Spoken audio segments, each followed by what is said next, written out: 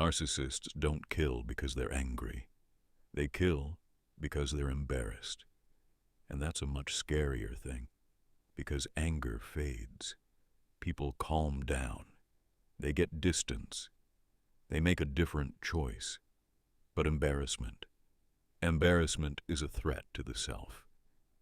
And when someone's entire identity is built on a false image, a mask, and that mask is about to come off, that's not anger, that's survival.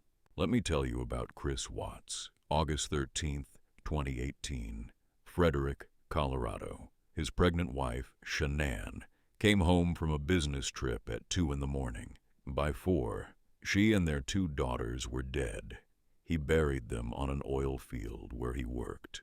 And then, the next morning, he stood in front of the cameras, talked to the neighbors, called her phone to check in, went on the news, and asked for his family to come home. He cried. The people who knew them described him as a quiet guy, a great dad, someone who would do anything for his family. Everyone was shocked. They always are. What everyone wanted to know was, why? The easy answer is that he was having an affair, that Shanann had found out, that he wanted out of the marriage. But people have affairs. People want out of marriages. They don't usually murder their pregnant wife and bury their children in oil tanks. So, what's the real answer? That's what I want to get into. First, let's clear something up. When I say narcissist, I'm not talking about someone who posts too many selfies. I'm not talking about your ex who never listened. I'm talking about a specific psychological structure, a personality built, usually from childhood, around a fragile core self that needs constant external validation just to function. Psychologists call it narcissistic personality disorder. And its defining feature isn't arrogance, it's fragility. The arrogance is a shell. Underneath it is a self-image so brittle that any perceived threat to it, any criticism, any rejection, any exposure isn't experienced as an inconvenience. It's experienced as annihilation. This is what researchers call narcissistic injury. Sigmund Freud first used that term, though it's been significantly refined since. The basic idea: the narcissist's ego isn't just bruised by rejection, it's shattered. And shattered things become dangerous. Here's why that matters for Chris Watts. By mid-2018, his image was fracturing from multiple directions at once. Shanann had found out about the affair, the perfect marriage, the one he performed constantly on social media, was about to become a public lie, something everyone could see. And Shanann herself was a problem. Her business was growing. She had a following, a presence, an identity that was entirely her own. While he quietly resented it, she was building something he couldn't control. And she was pregnant. Another child. More responsibility. Less room to run.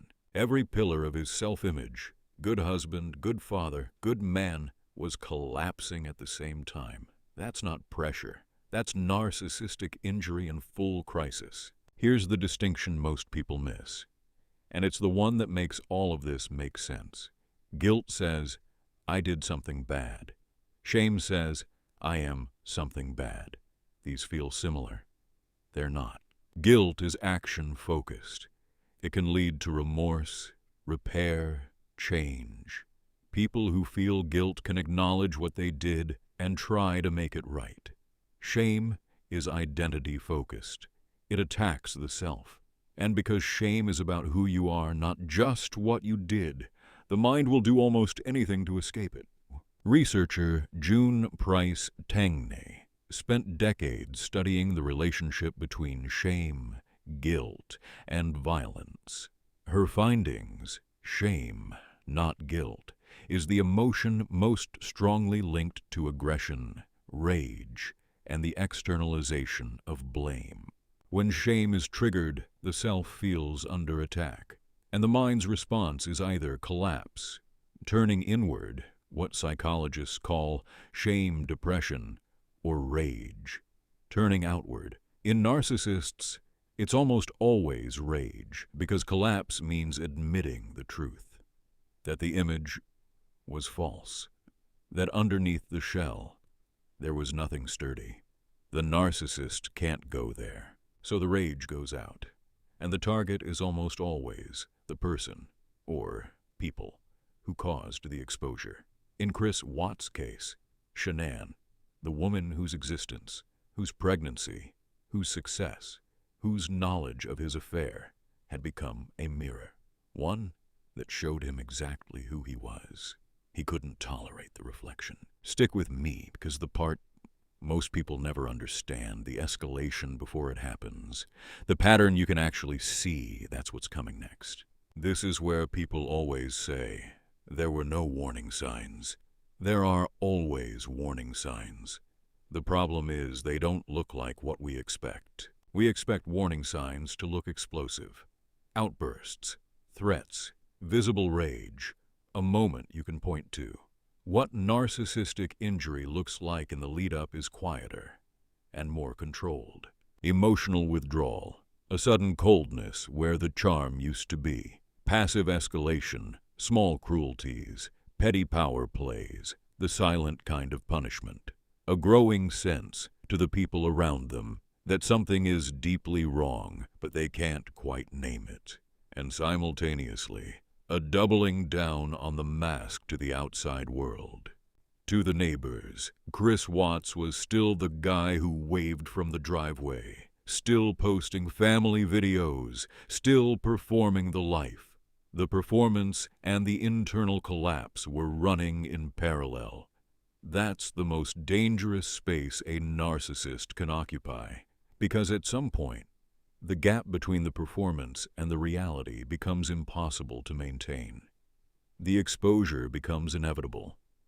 And in that moment, when the narcissist can see the mask about to fall and cannot find another way to stop it, violence becomes an option. Psychiatrist Donald Dutton spent years researching intimate partner violence. He found that men who exhibit narcissistic and dependent attachment patterns, who need their partner's validation but also resent it, are most prone to what he called intimate rage. Not anger, rage, the kind triggered specifically by abandonment or impending exposure. Shanann wasn't just leaving, she was evidence. Here's the thing about how narcissists rationalize. They don't think they're rationalizing. By the time Chris Watts committed those murders, he had built an internal story where he was the victim of the marriage, of Shanann's success, of a life that had trapped him. Psychologists call this externalization of blame, the consistent tendency in narcissistic personalities to attribute every negative outcome to external forces rather than internal ones. He didn't fail the marriage. The marriage failed him. He wasn't choosing to do something monstrous. He was escaping. And the children. He told investigators that he killed them because Shanann had already killed them. It was a lie, provably false, but somewhere in the architecture of his mind, a mind trying desperately to protect itself from the weight of what it had done, he had constructed a story where even that made sense. This is what researchers call malignant narcissism. When narcissistic traits combine with antisocial behavior, paranoia, and the complete erosion of empathy, there's no external reality check left. The story in his head is the only one that exists. And that story always centers him as the one who was wronged. Shanann Watts was 15 weeks pregnant when she was killed. Her daughters, Bella and Celeste, were 4 and 3. Chris Watts was sentenced to 5 consecutive life terms without the possibility of parole. In prison, he converted to Christianity. He says he's at peace. I want you to sit with that for a second, because the thing about narcissistic injury as a motive, the thing that's hardest to accept, is that it forces us to confront something uncomfortable. These aren't monsters who appeared from nowhere. They're the end product of a specific psychological structure, one that, in its milder forms, you've probably encountered. Maybe in a boss, maybe in a partner, maybe in someone you love. The warning signs exist. The escalation is documented. The pattern is recognizable, if you know what you're looking for. That's what this channel is for, not to tell you what happened, to show you why. If that's the question you keep coming back to, why did they do it? Subscribe. That's the only question we're asking here, and I'm not done asking it.